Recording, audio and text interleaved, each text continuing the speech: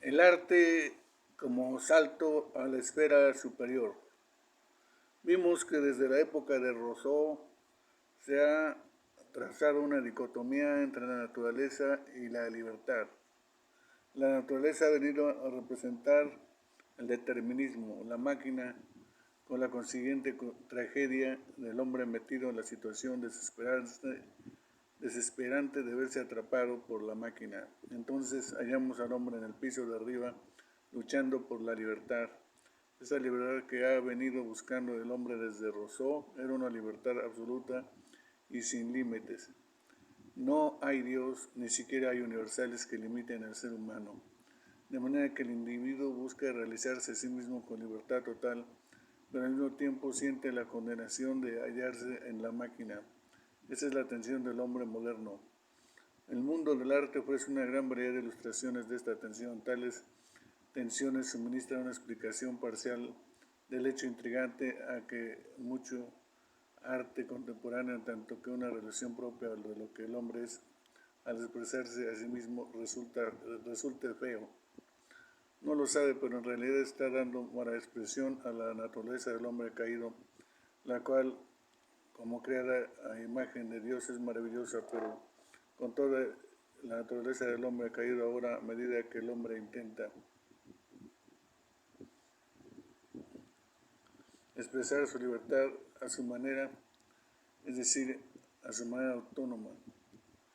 Mucho, aunque no todo de su arte se convierte en algo sin sentido y feo. En contraste, hay diseños industriales que se están haciendo cada vez más bellos, más ordenados, con una belleza real. Yo creo que la explicación de la creciente belleza de algunos diseños industriales se debe a que simplemente siguen la pauta de lo que ya está ahí, siguen la forma del universo. Esto ilustra también que la ciencia como tal no es autónoma, no puede ser absolutamente libre, sino que debe seguir lo que está ahí. Incluso si el científico o el filósofo dice que todo es absurdo, que nada hay que tenga significado, el hecho es que tan pronto se traslada al universo se encuentra limitado, sea cual sea su sistema filosófico, dado a que debe seguir lo que se encuentra ahí. Si la ciencia no hace esto, deja de ser ciencia, se convierte en ciencia ficción. El diseño industrial, como la ciencia, se encuentra igualmente ligado por la forma del universo y por lo consiguiente es a menudo más bello que el arte, con A mayúscula, el cual expresa la rebelión del hombre, la fealdad y la desesperación. Vamos a considerar ahora algunas de las varias expresiones del arte extendidas como el salto a la esfera superior. Poesía. El último Heidegger. Heidegger no pudo aceptar el existencialismo y cambió de postura después de los 70 años. En el libro ¿Qué es la filosofía? Número 1 termina dando el siguiente consejo: mirar al poeta. Cuando dice mirar al poeta no quiere decir que da a entender que tenemos que prestar atención al contenido de la poesía. El contenido es poco importante. Podríamos reunir hasta 6 poetas y todos se contradecirían unos a otros. Ello es así porque el contenido se halla en la esfera de la racionalidad del piso de abajo. Lo que importa es comprobar que existe eso que llamamos poesía. Entonces la poesía da el gran salto y se coloca en el piso de arriba. La posición de Heidegger es la siguiente: una parte del ser es el ser del hombre, quien verbaliza consiguientemente toda vez que hay palabras en el universo, uno puede albergar esperanza de hallar alguna clase de significado en el ser, es decir, en lo que es. Nos damos cuenta de que el poeta existe por su mero existir. El poeta se convierte en profeta, porque la poesía está con nosotros. Es dable confiar a que habrá más en la vida de lo que sabemos racionalmente y lógicamente. Otro ejemplo, pues, de un subir arriba irracional sin ningún contenido. Arte. André Malraux. Malraux es un hombre que intriga, militó en el existencialismo, luchó en la resistencia francesa contra los nazis, como tomó drogas, llevó algún tiempo una existencia dura y difícil y finalmente se convirtió en el ministro de Cultura de Francia bajo el general de Gaulle. En su libro Las voces del silencio 2, la última parte lleva el título El otoño del absoluto, en la cual demuestra comprender muy bien la mutación que ha producido la moderna muerte de la esperanza del absoluto. Existe un buen número de libros en la actualidad tratando de entender a André Malraux. En el número 6 de octubre de 1966 The New York Review of Books, que se presta atención a varios de esos libros y se hace el siguiente comentario. Todas las obras de Malraux son desgarradas, impotentes. Sus personajes batallan entre al menos dos posiciones: un humanismo básico, representado según las circunstancias por el orgullo intelectual, la voluntad de poder, erotismo, etc., una aspiración última, irracional a la caridad o bien a una elección racionalmente justificada en favor del hombre. En otras palabras, hay un desgarro en Malraux colocado en el piso de arriba, algo de arte que no tiene ninguna base racional. Es la aspiración del hombre que se haya separado de la racionalidad. Sobre la base de la racionalidad, el hombre no tiene ninguna esperanza, pero se dirige al arte y espera que éste, en tanto que arte, le dé alguna respuesta, ofrece un punto de integración, un salto, una esperanza de libertad en medio de lo que la mente sabe es falso. El hombre está condenado y se da cuenta de ello y busca en el arte por ver si haya alguna esperanza que razonablemente sabe que no está ahí. La reseña bibliográfica sigue diciendo: Malraux se levanta de tal desesperación, convocándose a sí mismo y a otros para ver la identidad del hombre en lo atemporal del arte. Así, la obra total de Malraux, sus novelas, su historia del arte y su trabajo como ministro francés de Cultura constituye una gigante expresión de este principio y de este salto. El sistema que nos rodea de dicotomía y salto de fe es monolítico. En Inglaterra, por ejemplo, Sir Herbert Reed entra en la misma categoría en su The Philosophy of Modern Art. Demuestra haber comprendido a Haugen y todo lo que representó este pintor.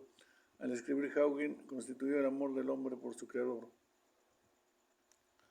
Por su amor por la belleza como pintor, en su comprensión del pintor añadió que la razón debe ceder su lugar a la mística del arte, no solo teóricamente, sino como punto de partida de la educación del mañana. Para Sir Herbert Reed, el arte se ofrece de nuevo como la respuesta conseguida por salto de fe. Picasso nos suministra otro ejemplo. Había intentado crear un universal por medio de la abstracción. Sus pinturas abstractas habían ido tan lejos que ya no era cuestión de distinguir una rubia de una morena, un hombre de una mujer, ni siquiera un ser humano de una silla. La abstracción había llegado a tal punto que había creado su propio universo sobre el lienzo. Pero en el momento en que pintó un universal y no un particular, se precipitó uno de los dilemas del hombre moderno: la pérdida de comunicación. La persona que contempla el cuadro ha perdido toda comunicación con la pintura. Ignora lo que significa el tema de la obra. ¿De qué sirve ser Dios sobre un lienzo de 2x4 cuando nadie sabe lo que el pintor quiere decirnos? Sin embargo, es instructivo comprobar lo que sucedió cuando Picasso se enamoró. Comenzó escribiendo sobre el lienzo: Jaime Eva, amo a Eva. Jaime Eva, amo a Eva.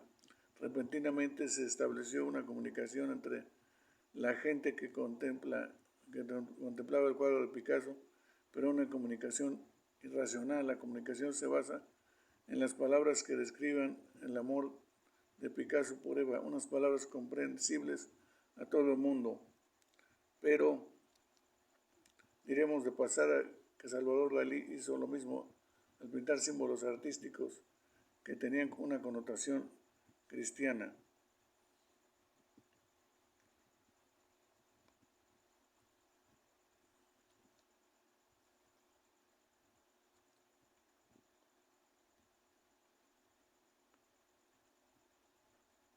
Cuando el pintor trata racionalmente de crear su propio universal, la comunicación se pierde, pero se recobra en un salto. No es contrario a la racionalidad de su propia posición. Y es que no obstante es todavía un hombre, por lo tanto se ve la necesidad de dar el salto, especialmente cuando se enamora. A partir de aquel entonces es dable seguir la obra de Picasso y estudiar las curvas de su pintura a través de sus enamoramientos y sus desengaños. Por ejemplo, más tarde, cuando se enamoró de Olga, se casó con ella, la pintó de una manera sabiamente humana. No digo que el resto de su pintura no sea grande. Picasso es un gran pintor, pero se trata de un hombre perdido. Fracasó en lo que intentó para conseguir un universal, y toda su vida después de esto ha sido una serie de tensiones. Cuando dejó de amar a Olga, sus pinturas cambiaron de nuevo. Luego, hace unos pocos años, vi algunos de sus trabajos de la época cuando se enamoró de nuevo, esta vez de Jacqueline. Dije entonces, Picasso comienza una nueva era, ama a esta mujer. Se casó con ella, en efecto fue su segundo matrimonio, y así en sus pinturas de Olga y Jacqueline, de una manera completamente contraria a casi todo el resto de su obra, expresa el salto irracional mediante el sistema simbólico de la forma de su pintura. Se trata del mismo salto irracional que otros expresan con palabras. Diremos de pasada que Salvador Dalí hizo lo mismo, pintar símbolos artísticos que tenían una connotación cristiana cuando dio el gran salto desde su antiguo surrealismo para llegar a un nuevo misticismo. En su obra posterior, los símbolos cristianos se emplean a sabiendas del efecto que se produce su connotación. La nueva teología hace lo mismo, pero con palabras. Sin embargo, no existe ninguna diferencia. Se basa en un salto y se produce la ilusión de la comunicación mediante el empleo de los efectos de connotación que tienen los símbolos cristianos. Bernstein. Estamos demostrando que nos enfrentamos con un concepto que es hoy monolítico, dicotomía y salto, mas con la particularidad de que una vez acepta el salto, lo que uno coloque arriba no hace ninguna diferencia, ni siquiera los términos o el sistema simbólico con los que describimos lo de arriba. Leonard Bernstein, por ejemplo, en su sinfonía Kaddish, indica que la música es la esperanza para el piso de arriba. La esencia del hombre moderno radica en su aceptación de una situación de doble nivel, independientemente de los símbolos o palabras que se usen para expresarlo. En el campo de la razón, el hombre se haya muerto y su sola esperanza es alguna forma de salto que está más allá de la comprobación de la razón. Entre ambos niveles no hay ningún punto de contacto. La pornografía. La moderna literatura pornográfica se expresa en estos términos también. Siempre ha habido escritos en esta clase, pero los nuevos son diferentes. No son simplemente escritos sucios, y los que solían haber siempre, muchas de las modernas obras pornográficas constituyen afirmaciones filosóficas. Si por ejemplo tomamos las obras de alguien como Henry Miller, nos encontramos que son una afirmación de que la racionalidad y la lógica no cuentan para el sexo racional, para el sexo racional y lógicamente incluso el sexo está muerto. No obstante, en escritos posteriores da un salto hacia el panteísmo con la esperanza de encontrar algún posible significado. Otro elemento de los modernos escritos pornográficos se pone de manifiesto en las obras de Terry Souter. Se trata del autor de Candy in the Magic Christian. A pesar de los elementos sucios y destructivos de sus obras, suele hacer afirmaciones serias. A Candy se le llama Candy Christian, cristiano cándido. Esto es significativo. Ataca a los postulados cristianos, pero ¿qué pone en su lugar? En la introducción de un libro titulado Writers in Revolt, sigue la siguiente línea a la introducción denominada Hacia la ética de una edad de oro, y prosigue para demostrar cómo el hombre moderno occidental se haya caído y hecho trizas. Muestra cómo el hombre moderno está orientado psicológicamente. Descubrimos entonces una sentencia inteligente a esta afirmación. De cerca de la orientación psicológica de nuestra cultura, de sus implicaciones en términos de cualquier filosofía previa operante o estructura natural previa a este siglo. Son sorprendentes por cuanto su significado último es lo que no existe tal cosa como el crimen, destruye la idea del crimen. Por supuesto, no quiere decir que no haya crimen, ya significa que con la orientación psicológica el crimen no existe, no importa lo que sea, pero ya no es considerado como crimen, ni siquiera como algo malo moralmente. Los cristianos evangélicos tenemos la tendencia desafortunada de no escribir acerca de esta gente, la tendencia a no hacerles caso, y así nos cerramos el trabajo que cuesta comprender al hombre moderno, porque en realidad estas personas son los filósofos de nuestros días. Nuestras cátedras de filosofía se hallan en efecto vacantes en gran número. La filosofía la escriben hoy los escritores pornográficos del mundo moderno. Cuando uno llega al fin de la introducción que se ha citado, se queda sin aliento al considerar lo terrible que es el panorama que nos deja este escrito. Uno se sentiría con ganas de gritar y de exclamar: bien, entonces, ¿qué tenéis ahí? Lo fantástico del caso es que al final de la introducción el autor afirma que hoy muchos escriben material pornográfico en la esperanza de que finalmente surja una ética por la futura hipotética edad de oro, de manera que ahora incluso la pornografía es elevada hasta la esfera superior, la conciben como el último intento, el salto hacia la libertad, pisotean la muerte que reina en el piso de abajo y afirman que no se someterán a su tiranía, aunque desde luego hay mucha basura. Es posible encontrar en estos serios escritos pornográficos la lucha del hombre para resolver todos los problemas fundamentales, la esperanza de que la pornografía traerá una nueva edad de oro. Eso ni más ni menos es Rousseau y la libertad autónoma, llevados a sus conclusiones naturales. Recordemos que en la época del Renacimiento se produjo la separación dualista así: poetas líricos, amor espiritual; novelistas y poetas cómicos pornográficos.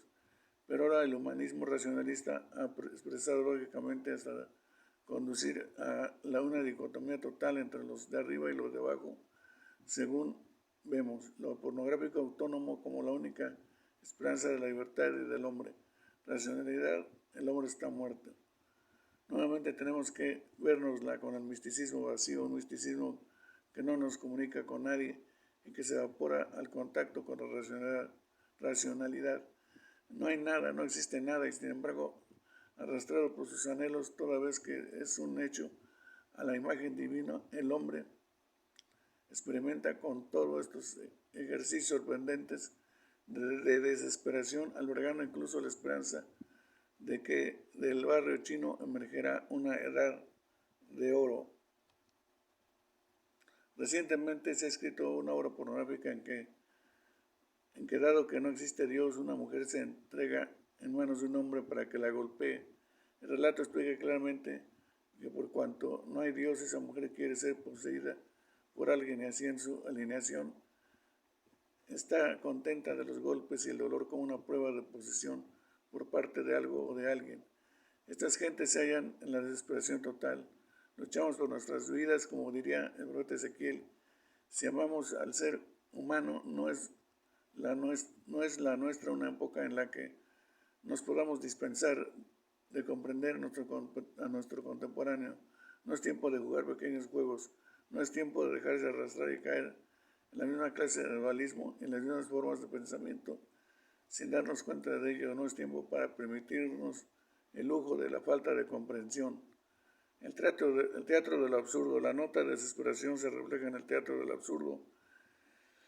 El énfasis en lo absurdo nos recuerda toda la estructura del pensamiento de Sartre. El hombre es intérprete de un trágico chiste en un contexto de absurdidad cósmica total.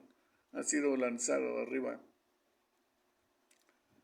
con aspiraciones que racionalmente no tienen cumplimiento en el universo en el cual vivimos. Pero esta perspectiva expresa en el teatro del absurdo va más allá de Sartre. Sartre dice que el universo es absurdo, pero usa palabras y una sintaxis que son las normalmente empleadas. El teatro del absurdo, sin embargo, deliberadamente usa una sintaxis anormal y desvaloriza las palabras para gritar más alto de que todo es absurdo. Martin Esslin, conocido por su labor en la BBC, ha escrito un libro sobre este tema en el que ofrece una introducción muy interesante. La absurdidad del absurdo. Nos dice que hay 3 etapas en el teatro del absurdo. La primera es aquella en la que se dice a los burgueses despertar, haber estado durmiendo demasiado tiempo. Se les despierta volcando la cama, echando un jarro de agua fría por medio del teatro del absurdo. Luego, tan pronto están despiertos, se les mira fijamente a los ojos y se les dice que no hay nada ahí. Este es el segundo paso. Pero hay una tercera etapa y de nuevo nos encontramos con otro misticismo. Este misticismo es un intento de alcanzar comunicación con arriba, es paralelo a los happenings y los environments. Siguiendo a Marcel Duchamp, el aturdimiento de los sentidos por medio de la música electrónica, los elementos psicodélicos de los últimos discos de los Beatles, algunos elementos de las teorías de la comunicación de Marshall McLuhan. No es este lugar para considerar este tema en detalle. Para mí, mi conclusión es que esta comunicación de arriba sin hilo de continuidad con lo racional, no puede comunicar contenido, sino que debe ser tomada seriamente como un vehículo de manipulación. Sin embargo, podemos ver que las 3 etapas del teatro del absurdo nos conducen al pesimismo, mientras que la tercera es nuevamente un salto místico sin raíces en las primeras 2 etapas.